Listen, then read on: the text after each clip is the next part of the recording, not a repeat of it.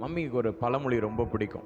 Education refines people அப்படின்னு அடிக்கடி சொல்லுவாங்க. அதாவது படிப்பு தான் மனுஷனை என்ன பண்ணுது, ஒழுங்காக்குது, நல்வழிப்படுத்துது.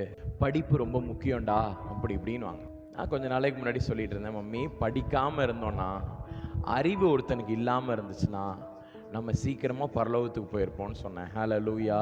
ஏன் அப்படி? நம்ம நிறைய படிச்சிட்டனால நமக்கு நிறைய தெரிஞ்சிருச்சுன்னு நமக்கு நினைப்பு.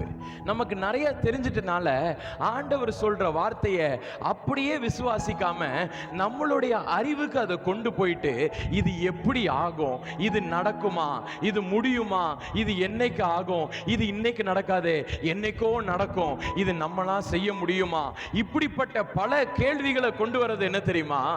எஜுகேஷன். ஹல்லேலூயா.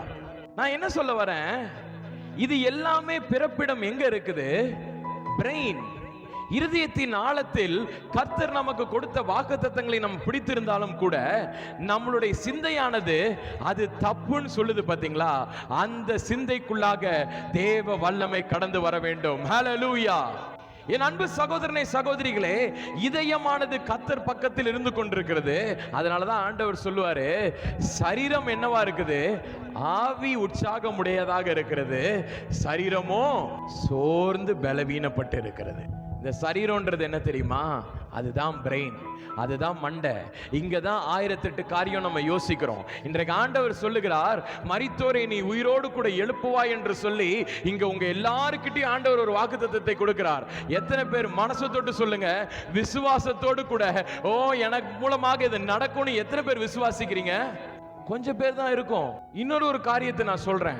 இந்த இடத்துல லெட்ஸ் டேக் ஃபார் எக்ஸாம்பிள், ஒரு மரித்து போன ஒரு சடலத்தை கொண்டு வந்து வச்சுட்டு ஆண்டவர் உங்களை பார்த்து சொல்றாரு, இந்த இன்றைக்கு உயிரோடு கூட எழும்பும், இந்த மரித்திருக்கிற சடலம் இன்றைக்கு உயிரோடு கூட எழும்பும் என்று சொல்லி யாரெல்லாம் கை வச்சு ஜோம் பண்றீங்களோ அவர்கள் மூலமாக இன்றைக்கு எழும்பும்னு சொல்லி ஆண்டவர் சொல்றாரு. எத்தனை பேர் கை வைப்பீங்க?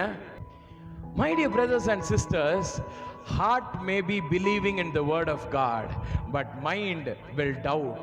சிந்தையானது கேள்வி கேட்கும், அதை டவுட் பண்ணும். அதனாலதான் தாவீது சொல்லுகிறார், என் தலையை நீர் எண்ணெயினால் அபிஷேகம் பண்ணுகிறீர். ஹல்லேலூயா.